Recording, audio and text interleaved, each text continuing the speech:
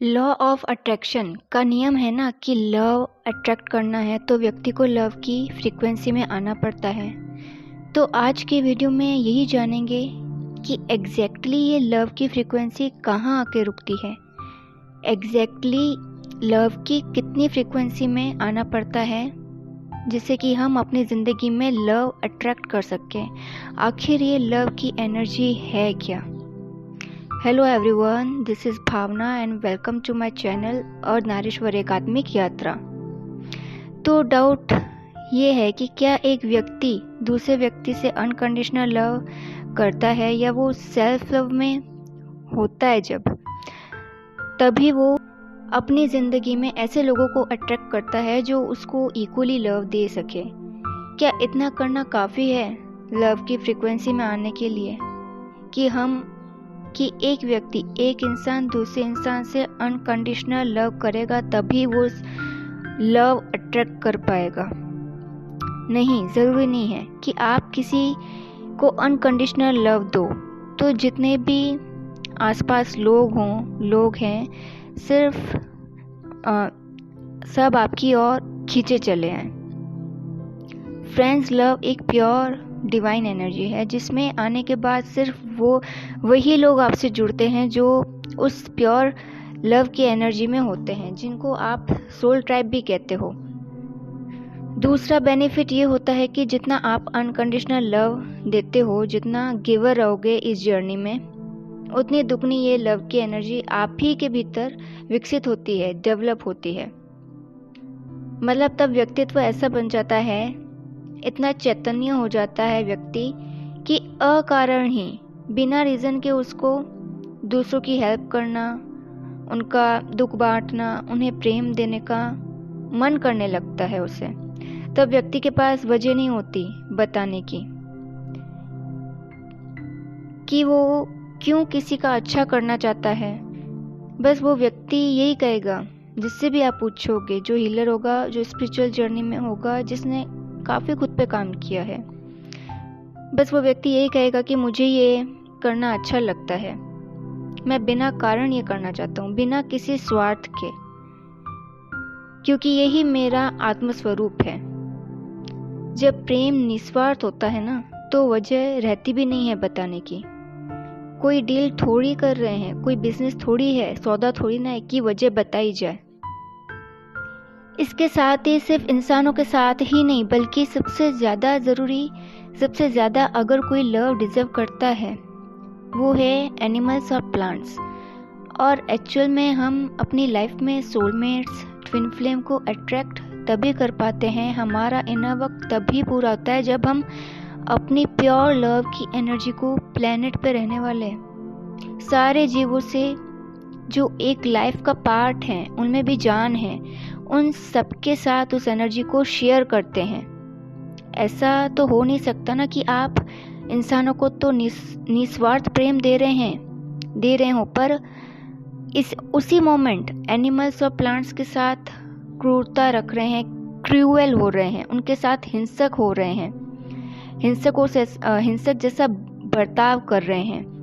Because love की energy एक ही होती है भीतर। अगर भीतर डिवाइन लव की एनर्जी फ्लो होती है तो ऐसा तो हो नहीं सकता कि सेम एनर्जी, प्योर एनर्जी, 3 अलग अलग लाइफ फॉर्म्स को डिफरेंटली ट्रीट करे, कि इंसानों के साथ तो अच्छा बर्ताव हो और एनिमल्स और प्लांट्स के साथ व्यक्ति हिंसक हो रहा है डिफरेंटली। यानी जो दिल इंसान के लिए प्रेम से भरा है वो एनिमल्स और प्लांट्स के लिए हिंसक तो हो नहीं सकता ना। वो हिंसक कैसे हो जाएगा? फिर उस प्रेम से भरे मन में अगर सबके लिए प्रेम हो, अगर सबके लिए जो भी हो, तब आप एक डिवाइन बीइंग कहलाने के हकदार होते हैं। फिर माना जाएगा कि लव की प्योर एनर्जी आप में फ्लो कर रही है। फिर माना जाएगा कि आप कॉन्शियस, आपकी जो कॉन्शियसनेस है, आप एक्चुअल में जो लव की, ट्रू लव की जो फ्रीक्वेंसी होती है, जो लव की कॉन्शियस होती है, आप उसमें प्रवेश कर चुके हो, आप उस डायमेंशन में प्रवेश कर चुके हो जहाँ सिर्फ आपके मन में सबके लिए प्यार है, आपके भीतर कोई पक्षपात नहीं है किसी के लिए। और फ्रेंड्स, एनिमल्स और प्लांट्स के साथ हिंसक होने के भी कई तरीके हैं। मतलब काफ़ी लोगों को अब तक ये तो पता चल चुका होगा कि मांसाहार करना या जानवरों के बॉडी पार्ट्स को अपने स्वार्थ के लिए यूज़ करना, उनके बॉडी पार्ट्स को उनसे अलग करना, वो सब हिंसा की श्रेणी में आता है। या जंगलों को काटना, वो पेड़ों के लिए हिंसा है। पर वो सो कॉल्ड लोग जिनको खुद पे अभिमान है, जिनको लगता है कि वो नॉनवेज नहीं खाते हैं, तो वो एनिमल्स के लिए हिंसक नहीं है। उनकी हिंसा दूसरे फॉर्म्स में होती है एनिमल्स के लिए और प्लांट्स के लिए, जैसे स्ट्रीट डॉग्स, काउज और दूसरे एनिमल्स को परेशान करना, उन पे स्टोन्स फेंकना, उनको खाना ना देना, खाने के लिए तरसाना, उन पे रंग फेंकना। आप देखते ही होंगे डॉग्स पे और काउस पे लोग होली पे कितना रंग फेंकते हैं। पटाखे छोड़ना, किसी नुकीली चीज़ से वार करना, छोटे पपीज़ को पॉलीथीन में बंद करके कचरे में फेंक देना, और भी कई तरीके से लोग क्रूएल हो रहे हैं जानवरों के प्रति। यहाँ तक कि तीर्थ स्थलों पे पहाड़ों पर चढ़ने के लिए वहाँ लोग घोड़ों और गधों पर बैठकर जाते हैं। अगर बूढ़े बैठकर जाएं तो बात समझ भी आए कि वो क्यों जा रहे हैं, पर नौजवान ज़्यादा उन पर बैठकर जाते हैं, तो वो भी एक तरीके से हिंसा है जानवरों पर। ना तो उनको वहाँ पे अच्छा खाना खिलाया जाता है, अगर खिलाया भी जाता है तो बिल्कुल सड़ा हुआ, ना उनको आराम करने को मिलता है। तो ये सब भी हिंसा की श्रेणी में आता है। मतलब हर एक व्यक्ति भी अगर दिन में एक बार कभी भी उनको रोटी दे या चारा दे दे, तो वो एनिमल्स उसमें भी खुश हो जाते हैं। ज़रूरी नहीं कि वो एनिमल्स गलियों में घूम घूम के खाना ढूंढने जाए तो हर वक्त उनको खाने को मिल ही जाए या पीने को पानी मिल ही जाए। तो मैं रिक्वेस्ट करूँगी कि ऐसी कोई क्रूएलिटी एनिमल्स के साथ ना करें। कम से कम दिन में एक बार खाना ज़रूर दें उनको। अब कुछ लोग ये भी तर्क देंगे कि एनिमल्स को अगर खाना देते हैं, डॉग्स को या काउस को, तो वो गंदगी कर देते हैं। तर्क क्या, बहाना होता है ये सब। तो ज़रा बाहर जाओ, सड़कों पे देखो, लोगों ने सड़कों पर, पहाड़ों पर, नदियों में कहाँ कहाँ गंदगी नहीं फैला रखी है। वो लोगों को नहीं दिखती है, अपनी गंदगी फैलाई हुई लोगों को नहीं दिखती। और एनिमल्स और प्लांट्स से जो गंदगी होती है वो तो कुछ समय में डिकम्पोज भी हो जाती है, घुल जाती है मिट्टी में। पर इंसान जो बाहर गंदगी कर रहा है, इसका तो कोई सॉल्यूशन ही नहीं है। ना वो प्लास्टिक का कचरा मिट्टी में घुल सकता है। और यहाँ तक कि लोगों के तर्क ऐसे भी होते हैं कि जो कि मुझे आज ही पता चला है, सुन के उनकी अक्ल पे इतनी हंसी आई। लोग ये तर्क देते हैं कि डॉग्स को पार्ले बिस्कुट खिलाने से उनके बाल झड़ते हैं, तो उनके शरीर पर बालों को बचाने के लिए उन्हें भूखा छोड़ दो। और अगर ऐसा होता कि एक बिस्कुट से बाल झड़ते भी हैं अगर, तो इंडिया की आधी पॉपुलेशन तो अब गंजी हो चुकी होती अब तक, क्योंकि जो बिस्कुट है पार्ले वो तो इंसानों का है। कभी किसी इंसान ने तो शिकायत नहीं की कि उसके बाल झड़ रहे हैं पार्ले बिस्कुट खाने से। और भारत की गरीब जनता तो खाती भी यही होगी। तो ये कुछ भी नहीं है, बस 5-10 रुपए बचाने का एक बहाना है लोगों का। ठीक ऐसा ही तर्क वो पेड़ पौधों के लिए भी देते हैं कि पेड़ कचरा फैलाते हैं। तो अगेन मैं कहूँगी कि वो कचरा भी मिट्टी में घुल सकता है। और पेड़ों से ना सिर्फ हमें खाना मिलता है, ऑक्सीजन मिलती है, बल्कि वही पेड़ हजारों छोटे छोटे जीवों का घर भी होता है। हम तो ईंटों से, सीमेंट से घर बना सकते हैं, पर पक्षी और अन्य जीव ऐसा नहीं कर सकते हैं। तो ये भी तरीके होते हैं जानवरों और पेड़ों के साथ हिंसक होने के। अगर कोई व्यक्ति इस तरह से हिंसा कर रहा है, इस एनर्जी में है, तो वो कभी अपनी लाइफ में ट्रू लव अट्रैक्ट नहीं कर सकता, क्योंकि लव की एनर्जी डिवाइन होती है, पक्षपाती नहीं होती है, पक्षपात नहीं करती है किसी से। कुछ लोग क्यों रोते हैं अपनी जिंदगी को देखकर कि हमें तो सच्चा प्यार मिलता ही नहीं। कहाँ से मिल जाएगा उन लोगों को प्यार? वो खुद सोचें, अगर इस तरह की हिंसा करेंगे। इंसान सिर्फ प्यार के लिए ही शिकायत नहीं करता, बल्कि उसे अपनी पूरी जिंदगी से शिकायत रहती है। बहुत ताज्जुब की बात है, जो पृथ्वी पर अब तक सबसे ज्यादा हिंसा का शिकार हो रहे हैं, वो भगवान से बिल्कुल शिकायत नहीं कर रहे हैं। जो जानवर है, पेड़ है, सबसे ज्यादा शिकार हो रहा है। जो हिंसा कर रहे हैं, खुद को इतना भोला भाला मान रहे हैं, हिंसा करके भी जिनको जीवन से मुक्त होने का विकल्प है। इंसान ऐसा है कि हिंसा भी कर रहा है और उसकी किस्मत देखो कितनी अच्छी है कि उसको मोक्ष मिलने का, मुक्त होने का विकल्प मिल रहा है। जो पढ़ लिख सकते हैं, कमा सकते हैं, घूम फिर सकते हैं, अपना घर बना सकते हैं, सबसे सेफ लाइफ जीके भी जिंदगी का रोना रोते हैं इंसान। एनिमल्स तो शिकायत करते ही नहीं है, पेड़ भी नहीं करते हैं, पेड़ पौधे शिकायत। किसने हक दे दिया है इंसानों को कि वो शिकायत करे अपनी जिंदगी से? कोई हक नहीं बनता है इंसानों का उनका शिकायत करने का भगवान से। हक बनता भी है तो उन जानवरों का बनता है, उन पेड़ों का बनता है जिनका जीने तक का हक इंसान छीन चुका है।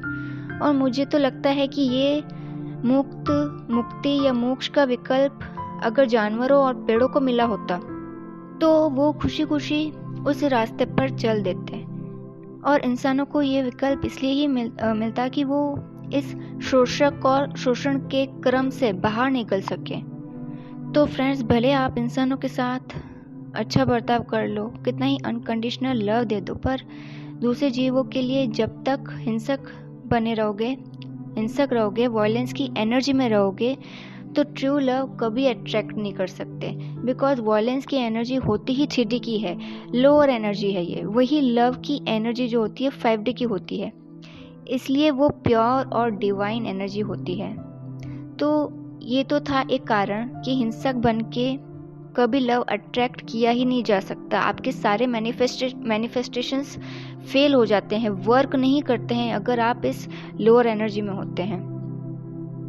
अब मैं बताऊंगी सेकंड रीजन क्या है जब व्यक्ति लव को अट्रैक्ट नहीं कर पाता है।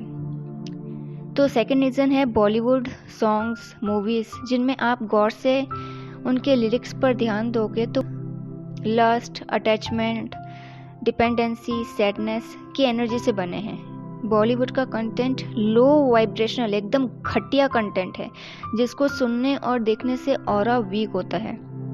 बॉलीवुड अब लोअर एनर्जी बेस्ड मूवीज बना के कई सालों से फॉल्स प्रोग्रामिंग करते आया है। और ऐसी मूवीज में जो हीरो हीरोइन को दिखाया जाता है, जिस तरह की डेफिनेशन ट्रू लव की बॉलीवुड दिखा रहा है, वो real energy love, true love की है ही नहीं। सॉन्ग्स बना के बॉलीवुड सिर्फ अश्लीलता भरी जा रही है यूथ में, आज की यंग जनरेशन में, ताकि उन सॉन्ग्स को सुनने के बाद आप कामुखी बने रहें, लस्ट की एनर्जी में रहें। सॉन्ग्स के लिरिक्स, म्यूजिक इस तरह का जानबूझ के रखा जाता है जिससे सुन के कॉन्शियस व्यक्ति की जो कॉन्शियस होती है वो बॉडी आइडेंटिफाइड बन जाती है, जिसमें लड़का लड़की एक दूसरे को सिर्फ सेक्सुअल ऑब्जेक्ट्स की तरह देखते हैं। आप खुद भी जब ये अलग अलग कैटेगरीज के सॉन्ग्स सुनते होंगे, क्या आपने ऑब्जर्व किया है कि जब भी आप ये सॉन्ग सुनते हैं, आप सॉन्ग की जो एनर्जी होती है उसमें स्विच हो जाते हैं। अगर एक व्यक्ति अपने लवर की याद में कोई सैड सॉन्ग सुनता है तो बहुत सारी मेमोरीज आप रिकॉल करते हैं, याद करते हैं और सैड जोन में चले जाते हैं और रोना शुरू कर देते हैं। सेम जब रोमांटिक सॉन्ग सुनते हैं, अगेन अपने लवर को याद करते हुए, तो आप अटैचमेंट की एनर्जी में स्विच हो जाते होंगे और अटैचमेंट आपको चीज़र बनाता है। यही अगर सॉन्ग्स सेक्सुअल एनर्जी पर बेस्ड हो तो सुन के यंगस्टर, जो यंग जनरेशन है, वो उत्तेजित हो जाती है। लस्ट की एनर्जी को उनमें स्टिमुलेट किया जाता है। तो इस तरीके से बॉलीवुड के सॉन्ग सुनकर आप लोअर एनर्जीज में ही रह जाते हो। और ट्रू लव होता ही स्पिरिचुअल है, तो लस्ट की एनर्जी में रहकर कोई ये दावा कर ही नहीं सकता कि उसको ट्रू लव हुआ भी है। इन्फेचुएशन नाम दे सकता है वो व्यक्ति उस स्थिति को, बट नॉट लव। वो ये नहीं कह सकता कि उससे लव हुआ है, प्यार हुआ है। और एक बात, आजकल लॉ ऑफ अट्रैक्शन की टेक्निक्स भी निकल चुकी हैं कि लव को मैनिफेस्ट करो। पर अगर आप लोअर एनर्जीज में फंसे हो, लस्ट या अटैचमेंट जैसी भी एनर्जी है आपके अंदर, तो आपका मैनिफेस्टेशन वहीं फेल हो जाएगा। और यहाँ मैं स्पेशली ट्विन फ्लेम्स को अलर्ट करूँगी, स्पेशली डिवाइन फेमिनिन्स को, कि इनर वर्क करते हुए अगर कभी आप बॉलीवुड सॉन्ग्स सुनते हैं तो इन सॉन्ग्स की जो एनर्जी होती है वो बुरा प्रभाव डालती है आपके इनर वर्क पर। मतलब डीएफ जो इस जर्नी में पहले अवेकन होती हैं। आप खुद सोचिए कि एक तरफ लस्ट और अटैचमेंट वाले सॉन्ग्स आपको कैसे अनकंडीशनल लव की एनर्जी में आने देंगे। आप कैसे 5D यूनियन को एक्सपीरियंस कर पाओगे, कैसे उस एनर्जी को फील कर पाओगे, डिवाइन एनर्जी को। तो मैं यही सजेस्ट करूँगी कि अगर आप इनर वर्क को जल्दी पूरा करना चाहते हो, तो जैसे टॉक्सिक लोगों को कट ऑफ कर देते हो ना, वैसे ही बॉलीवुड को पूरी तरीके से कट ऑफ कर दो। अगर मैं कहूँ कि बॉलीवुड कंटेंट पूरी तरह से कट ऑफ कर दो, तो इसमें वो भी मूवीज़ हैं जो पॉलिटिकल इश्यूज पर बेस्ड हैं। और अगर आपको म्यूज़िक सुनना ही है तो हाई वाइब म्यूज़िक सुनिए या सॉन्ग सुनिए। स्पिरिचुअलिटी से रिलेटेड म्यूज़िक आप सुन सकते हैं, क्योंकि वो हाई वाइब्रेशनल म्यूज़िक होते हैं। सॉन्ग सुनते वक्त अलर्ट रहिए, अवेयर रहिए कि क्या सुन रहे हैं, सॉन्ग्स के लिरिक्स कौन से हैं, या सॉन्ग्स के लिरिक इमोशंस आप में स्टिमुलेट कर रहे हैं। सॉन्ग सुनकर कौन से इमोशंस सरफेस पे आ रहे हैं आपके, ये आप अवेयर रहिए तब। और मैंने ये पैटर्न अपनी जर्नी में भी एक्सपीरियंस किया है, इसलिए ही मैं आपको गाइडेंस दे रही हूँ। मैं जब ऐसे सॉन्ग सुना करती थी तो पहले तो पता नहीं चला, पर बैलेंस्ड होने के बाद रियलाइज़ हुआ कि बॉलीवुड सॉन्ग्स आपको 3D यूनियन की कॉन्शियस में ही रखते हैं। 5D यूनियन की लव की एनर्जी को व्यक्ति फील ही नहीं कर पाता है ये सॉन्ग सुनते टाइम पे। तभी तो जो ट्विन फ्लेम्स होते हैं 3D यूनियन को ही ज़्यादा प्रायोरिटी देते हैं कि फिजिकल यूनियन कब होगा ट्विन फ्लेम से। मेरे ख्याल से तो ऐसे कंटेंट देखना बिल्कुल भी ठीक नहीं है अगर आप इस ट्विन फ्लेम जर्नी का पार्ट हो। बाकी लोग अगर सुनते हैं तो उनको सुनने दो, बिकॉज ये कंटेंट आपकी स्पिरिचुअल ग्रोथ को ब्लॉक कर सकता है, डिले हो सकती है आपके 5D यूनियन में भी या 3D यूनियन में भी। सो दैट्स ऑल फ्रेंड्स, यही गाइडेंस थी यूनिवर्स की तरफ से। वीडियो अच्छा लगा हो तो लाइक और शेयर ज़रूर कीजिए, और आप में से कौन यूनिवर्स की इस बात से, इस गाइडेंस से सहमत है, वो कमेंट करके ज़रूर बताएं। आप ऐसा बिल्कुल मत सोचिए कि हम हीलर्स सिर्फ ज़्यादा से ज़्यादा व्यूज़ के लिए बोलते हैं। ये सब हम तो ऑलरेडी डिटैच्ड हैं इस 3D वर्ल्ड से, तो सब्सक्राइबर्स और व्यूज़ का लोड खुद पर हम बिल्कुल भी नहीं लेते हैं। हाँ, हम हीलर्स डिवाइन के पर्पस के लिए काम करते हैं, तो आपके लाइक्स, कमेंट्स और शेयर करने से हम हीलर्स को हिम्मत मिलती है, मोटिवेशन मिलता है, और आपके शेयर करने से वीडियोस ज़्यादा से ज़्यादा, मतलब पूरी जो ट्विन फ्लेम कम्युनिटी है उनकी भी हेल्प होती है, लोगों तक सही जानकारी पहुंचती है, और साथ ही हमें ये भी पता रहता है कि जो कंटेंट हम लाते हैं उससे आप हील हो रहे हैं, वो भी जानकारी हमें मिल जाती है। So friends, thank you for watching this video. Till then, goodbye and God bless you.